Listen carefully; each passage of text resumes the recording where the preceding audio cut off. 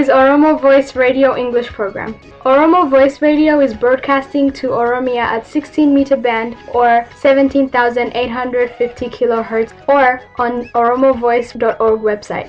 OVR broadcasts Oromia Insight program every Monday for 15 minutes at 7:15 p.m. Oromia local time. Welcome to Oromia Insight program.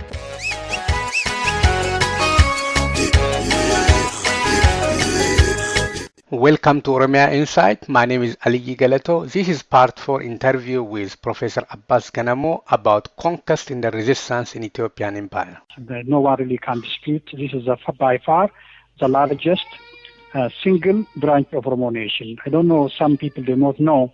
Whenever they think of Arsi, they think of a small province between Awash and the Wabe-Shabale River. But in reality, of course, Arsi region practically covers the Rift Valley, the highlands, and up to Borana country and Somali country to the south, and then, of course, to Harar.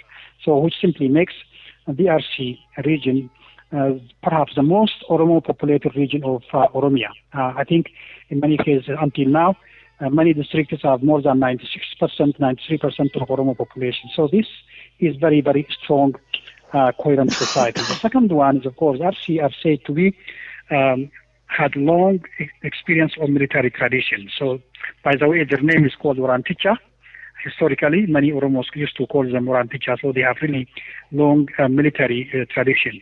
The other, I think, what helped the RC to resist for a long period of time was simply they are really tied to each other, as many other people, by the way, through a vast network of kinship relations. That means many RCs are tied to one another through marriage or through direct descent from family. So this simply creates a kind of really solidarity, network of solidarity to help one another. And also the RC, luckily for them, got quite remarkable astute military leaders all the time. So the RC had quality military leadership in the name of Lengiso Diga and Jatane Bultum. I may have a chance to discuss about him.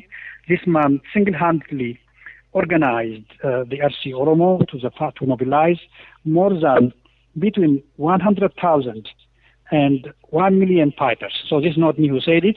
Only one person has estimated the number of RC mobilized for the war between 100,000 and 1 million. So it's really difficult to believe a government, the people without state mobilizing more than 100,000 combatants in the field. So the RC was large enough and easily outnumbered the Shoan army during the confrontation.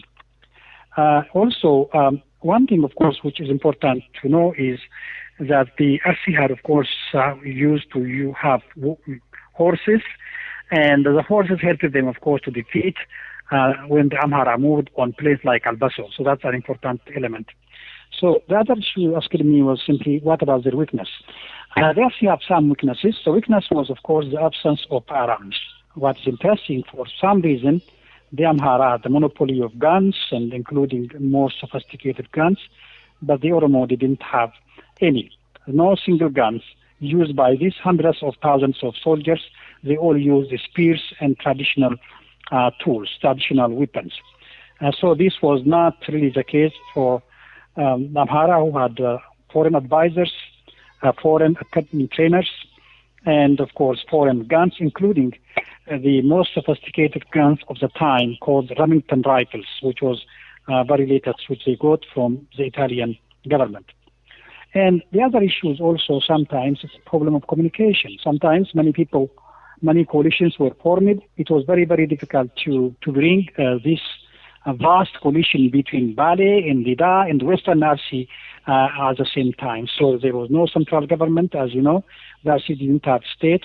It was very difficult to plan a coherent, well-integrated structure of command in order to resist against the Ethiopian army. So that is one reason. The other one is, of course, one of the things many people said was the weakness, which was observed by some foreigners who saw the battle.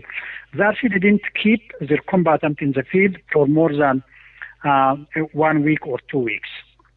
You see, they didn't have really this culture of staying in battlefield for months and for weeks. You go to war and you try to fight, and then you return. So but the Amharas, of course, were planning. The Amharas were planning for a really long time, and therefore the Amhara easily waited until the Arsi dispersed and then easily took over the land. And also, the other issue which is simply also discussed was the Amhara introduced perhaps the most brutal methods of scaring the Arsi, which is of course massive mutilation, which also very difficult for them to continue in the face of massive mutilation of women and men. And lastly, because the resources in Arsi were exhausted and stolen by the Shoan army, which used to come 3 times a year, twice a year, for the period of 5-6 years, they simply ran short of resources to keep the fighting. I think mostly the reason they lost the war simply had nothing to do with lack of will or lack of people fighting, but also the combination of these factors. What happened in Anole? Well, Anole is, of course, part of the same war. The war ended more or less in the last campaign by Menelik in this uncle called Ras Darge. So they campaigned together for more or less 3 weeks in the spring of 1886. Then at the time, they succeeded in crossing most of what we now call the Arsi country, Rift Valley, the Katara River, Albaso, and Gadab Sasa. So then they landed in Dida. So Menelik returned back, and of course, Ras Darge manipulated some Arsi informants. That means he spied on them, and they staged a war in which about more than 12,000 Arsis were killed on a night. So I think many people still do not know. I emphasize most of the Arsis were killed or trapped rather in Azule, where 12,000 of them died in a single night in this place. Then he kept killing many Arsis, but the Arsis still kept fighting on after these 12,000 people died. So he felt he had to really create a means of terrifying the Arsi in order to scare them. So what he did was to organize, of course, a peacemaking ceremony under disguise or under the cover of peacemaking. He invited the people in the region north of Asalla, Hirosa area, to come to Anole.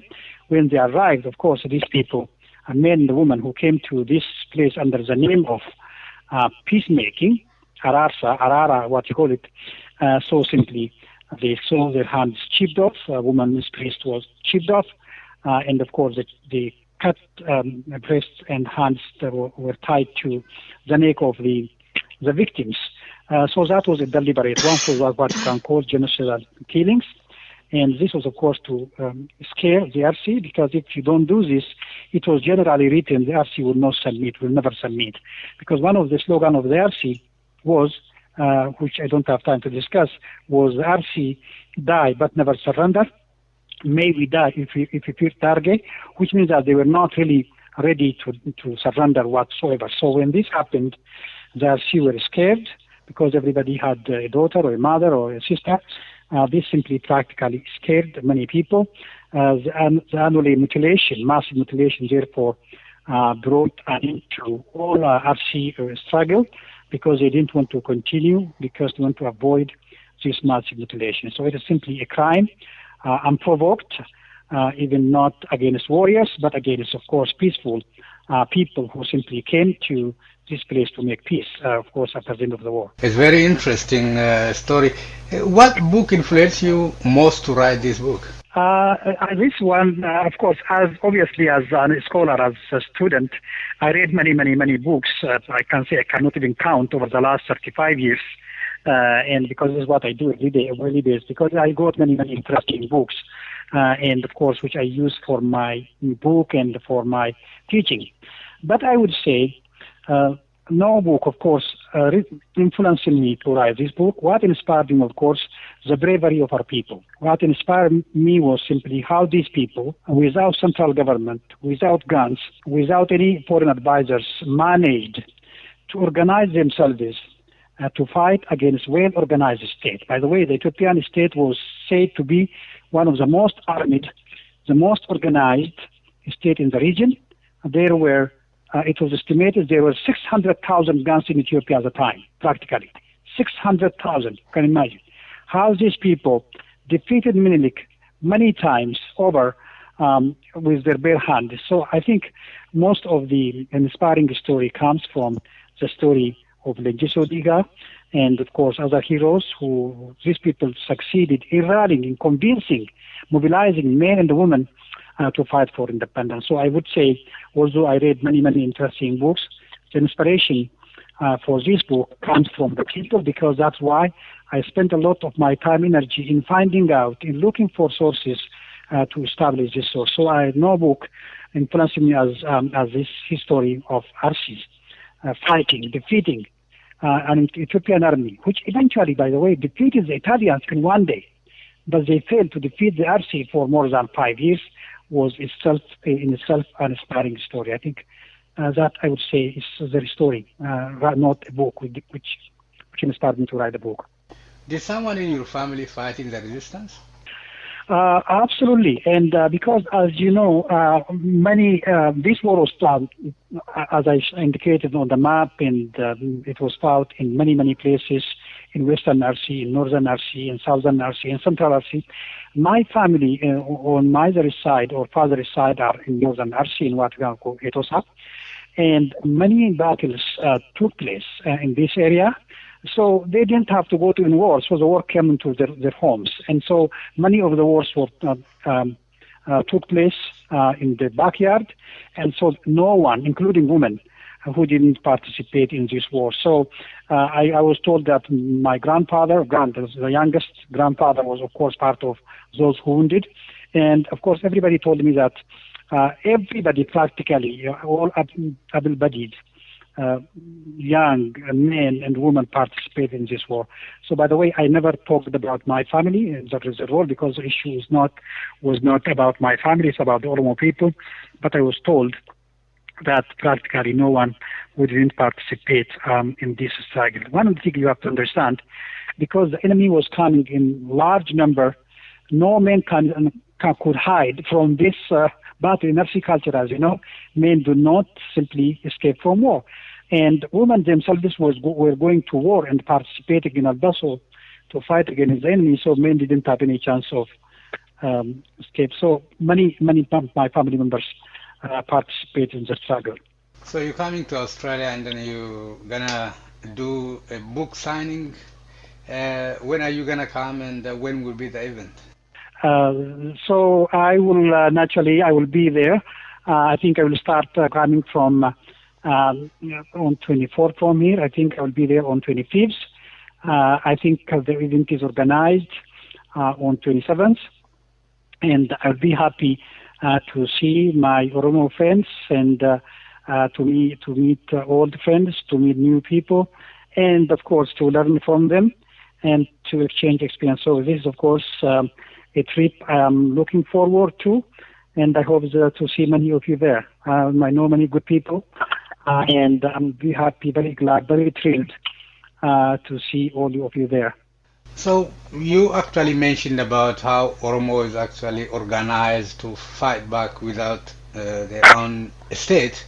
You mentioned about democracy as well in your book. How Oromo had a democracy without a state? This interview will continue next week.